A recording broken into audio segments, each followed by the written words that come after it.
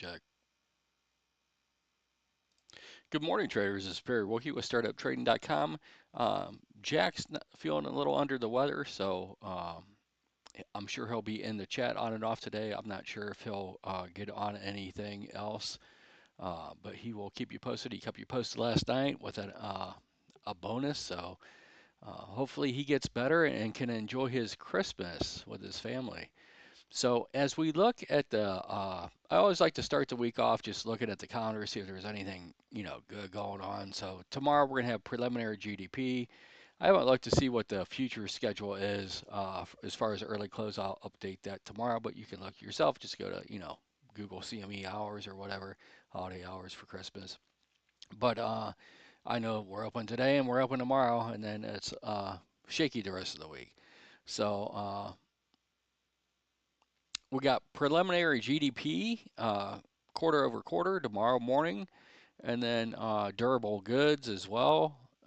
Nothing else really doing uh, tomorrow. Today, there is absolutely nada, right? So the market's free to do whatever it does if it doesn't need another catalyst. Uh, of course, Wednesday we're going to have crude oil and natty gas because we'll be on holiday on Thursday, so we'll be completely stock market will be closed Thursday, and then Friday we'll have to see. So that's it for the week, right? Not a whole lot going on. It looks like Tuesday's the only real news day, unless you're playing commodities. So looking back at Friday's action, right? We had overnight volume was decent, little distributed, and then once the opening bell come into play, right, we just had that leg up, and then we just consolidated. Look at the shelf that we built on Friday with volume, right? And then if you look at the rotations, the Nasdaq, after the bell rang, we had some good, 100, 150 points, 50-point pullbacks. Uh, and then basically it was up 100, down 100, up 100, down 100, up 100, down 50, up 50. Basically it just kind of consolidated above that gamma level on Friday. Looking at the ES, right? Similar. The rotations are a little smaller for the ES, but same thing. Um, Up 32, down 10, up 23, down 8, up 17, down 13, up 8, down 16. You get to, but these rotations are basically between, 16 and 9 to 16 points, basically, the rest of the day after consolidating over. Looking at the keep me out of trouble fibs, right? You can just see that never did hit that bell target, which those aren't critical fibs, but you can just see there was really not a lot going on after the euro close. It was just straight sideways, basically with some small action there. Uh, Looking at where we're at with these untested points of control, we put in that point of control last week at 67.90. The next day at 68.30 basically. The next day at 68.90 basically, and then probably on our way to hit the 69.40 at some point, either this week, and then we'll see if it looks like we're going to at least sweep the last local high here, and then we'll see if we can get in. But let's look at the specific contracts, right? We've got a ways to get up to because we were looking at the continuous. Now, if we look at just the H26 to March 2026 contracts, uh, you know, a little bit more time to get up here. And to be honest with you, uh, right around 25,960 is where I'd start, trying to be a little bit less greedy. You could just trail stops to see if you get that sweep and then see what happens after that. But that would be the first area of potential stuff. And if you're going to really screw everyone, you probably get up close to 26,350, right around in there, 400. And then for the ES, you know, you can see it's uh, a little bit different, but not quite. It's, you know, the same song, same rhythm, uh, but you've got 69.82, which would be about another 60 points up from where we are right now, would be where I'd look into 69, 70 to 82, right around in that area. And then, you know, then you could maybe print that 7,000 again before the year end for sure. And then right now we are, you know, back up to where we had some poor structure. We're right up to where the, you know, as of Friday's close, where the bigger market participants were thinking would be around the top end of the range today. So we're either gonna, you know, this is kind of like a pop that will just flop back down, and it could just be a slow bleed down if that's indeed the case. But what I'll be watching to see if you can get under this 69.02 half, right? The overnight low is 6900 half for the ES, and then for the Nasdaq, right around this 25 685 area, and then you could go, you know, down to 632 pretty easily from there, and then we'll have to see. But so we're at the top of the range right now that was expected. Doesn't mean that that's the end all be all. We'll get into the Iron Condor here in a second.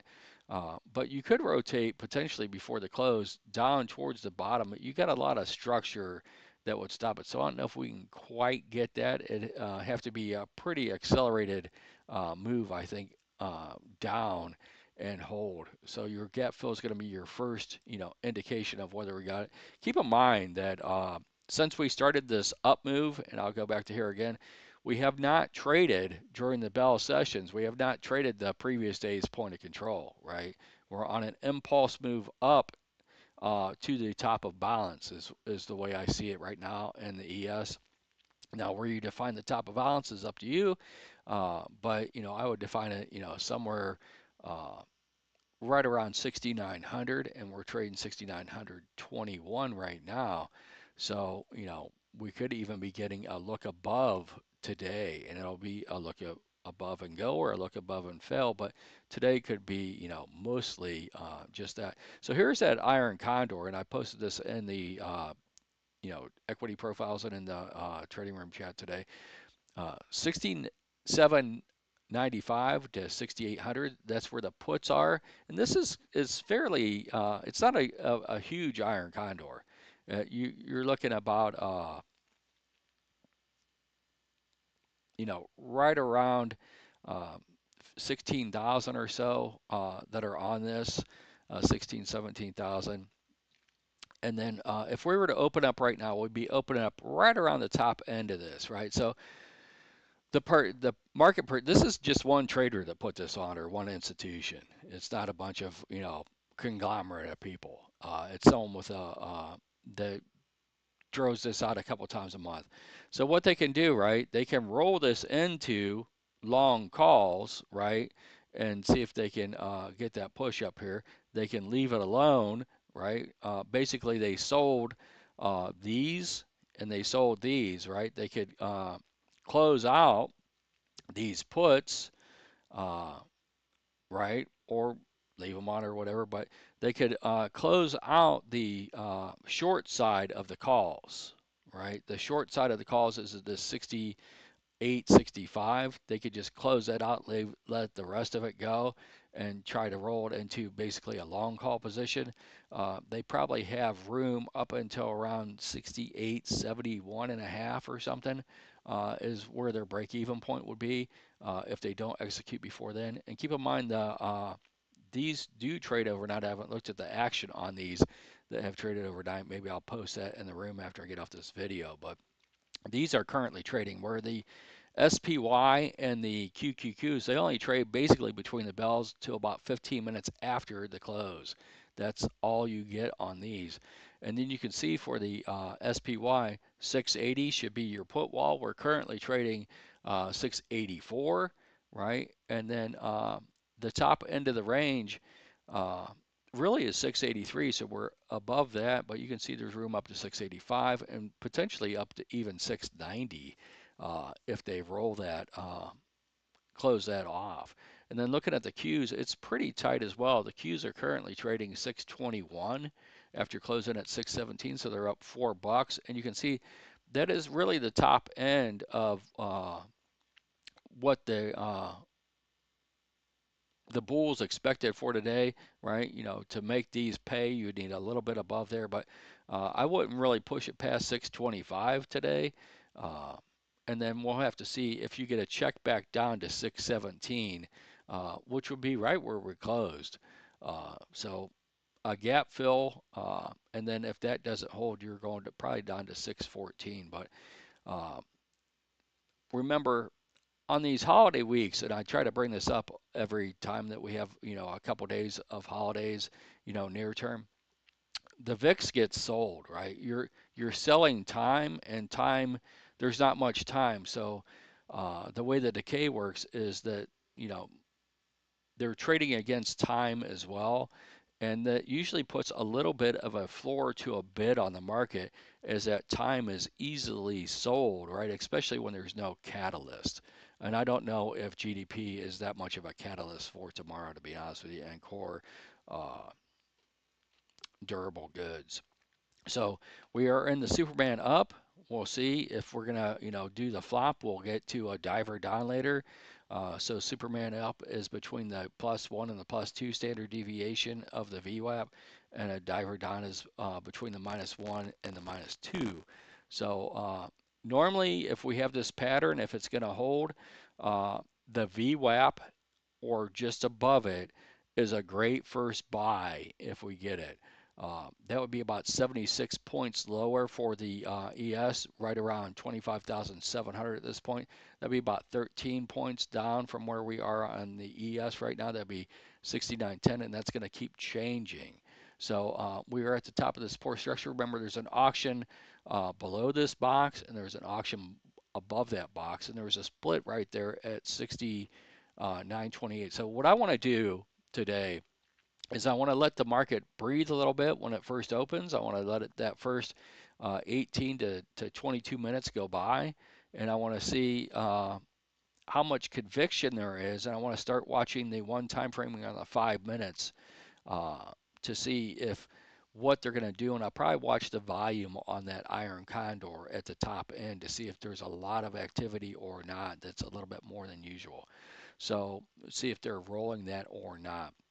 But keep in mind, if we stay above that Iron Condor for a little bit, and we're not really getting much above it, and if you look at the cash market, right, I've got this marked with the green and the red today, so you can see the Iron Condor over here on the cash market. If you're above this red zone, but you're not really making much progress above it, right? So above here, you could go up towards 6,900. But if you fall back below it at any point in time, you're probably going to 68.50. Uh, I don't know if it'll be quick, but that will be where you'll be going. And then you could start drifting down towards 6,800 on here. But I would say you're probably going to stop just under the settlement. I would like for 68.25, 27, right around there on the cash market. If you lose this, anytime before 2 o'clock in the afternoon. I hope this helps. You guys have a great day. Well, Jack will be posted on and off in the room, I'm sure, and I will talk to you tomorrow. I'll post those numbers on the Iron Condor volume